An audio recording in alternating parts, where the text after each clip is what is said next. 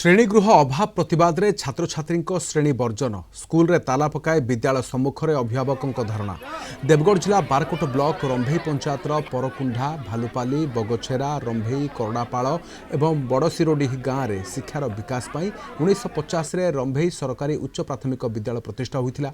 प्रथम सप्तम श्रेणी पर्यंत थिबा ही विद्यालय में 149 छात्र छात्री थिबा बेले 9 जन शिक्षक शिक्षयित्री अछंती। मात्र श्रेणीगृह अभाव शिक्षादान में समस्या होउछि। विद्यालय परिचालना कमिटी बारंबार प्रशासनर दृष्टि आकर्षण करुथिले मध्य सुफल मिलुनी। बाध्य होई छात्र छात्री आंदोलन को ओह्लाइथिबा बेले अभिभावक माने समर्थन जणाइछन्ति। दुईटी श्रेणी कोठरी 150 पिला प्रथम सप्तम श्रेणी पर्यंत पाठ पढ़ेबा एटा माने संभवपर भी नुह। आ जदि भी खाली पिला मानक आनिक खाली गैदरिंग करिया व्यतीत कौन काम हो पार नाही।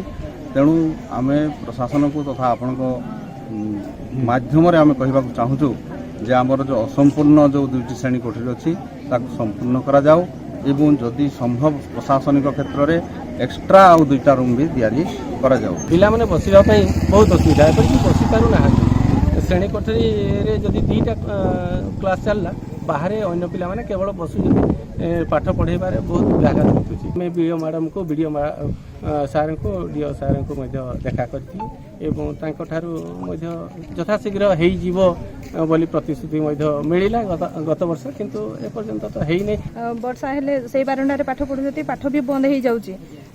गोटे जदि बारंडा रे 3टा क्लास चलबो निहाती डिस्टर्ब हो जे गोटे टीचर जदि जने टीचर पाठ पढ़ेइबे तो अन्य 2टा क्लास